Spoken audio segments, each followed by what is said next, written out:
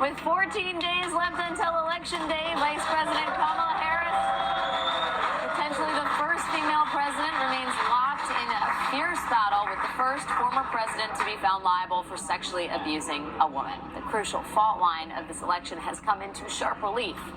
It is about gender. Now, Democrats have been losing ground among a key voting bloc, men of color, particularly black men, for years. And the polls show that erosion will likely worsen this November. It is something President Barack Obama has repeatedly called out.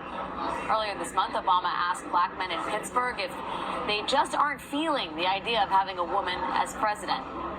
But it is not just black men. Young white men, especially those without a college degree, overwhelmingly support Trump. And Trump has expanded his outreach to non-college educated black and Latino men as well. Yesterday, I spoke to a group of black men at Kenny's barbershop in West Philadelphia about the issue that might decide this election: gender.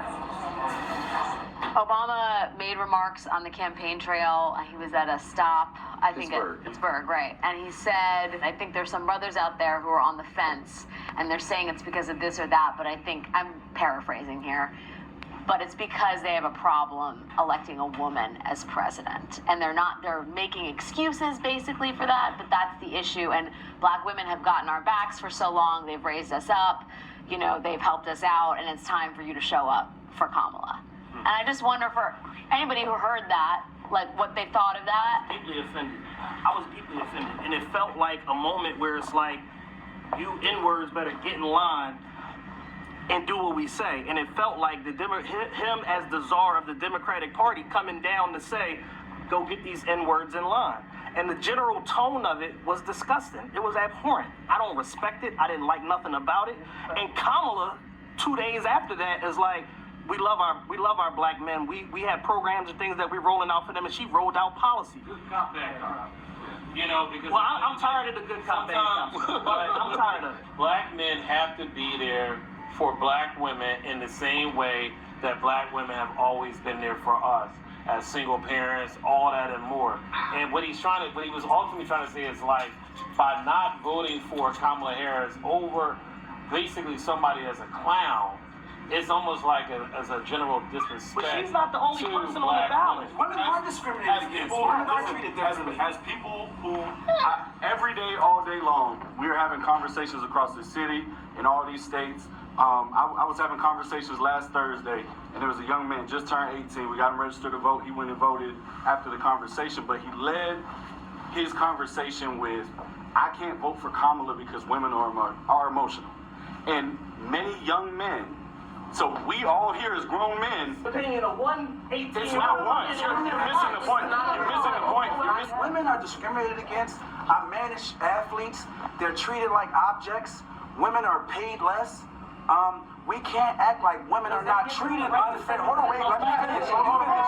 We can't act like there's not some truth in what he is saying. I mean, Michelle Obama gave Barack a lot of credibility, because if he'd have marched a white woman across the stage, he'd still be in Chicago. Right. So it's a lot. Barack had characteristics that gave him out. It's easier. She's married to a white man. Yeah. She's mixed. Yeah. She's got a dicey history. They got pictures of her glamorous. She looks good. And you know what they say? You know, they give her the dumb blonde energy. It's much easier. It's much easier to get your jokes off. And everybody cracking up, thinking it's funny, laughing. And when it's easier to get your jokes off, it just is. And it's unfortunate that like we grew up in a culture where those are sort of things that we talk about. While Trump is eating into the Democrats' lead with black voters, the men I spoke to were quick to point out that black men, young and old, still overwhelmingly support Harris. The real issue, they say, lies with other voting blocs.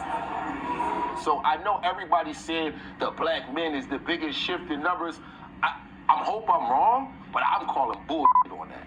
I don't believe it. Polls can say polls, all that stuff can say what it can say, but when it's time to go vote, right, like, every year it's us. We are not the issue, but we became the issue after Trump made a play for us when nobody was talking about us. But at the same time, we can't pretend that it hasn't become a popular talking point amongst black men in media who feel like they want to be provocative and drive up their likes and things like that. Like Charlemagne is in the commercial.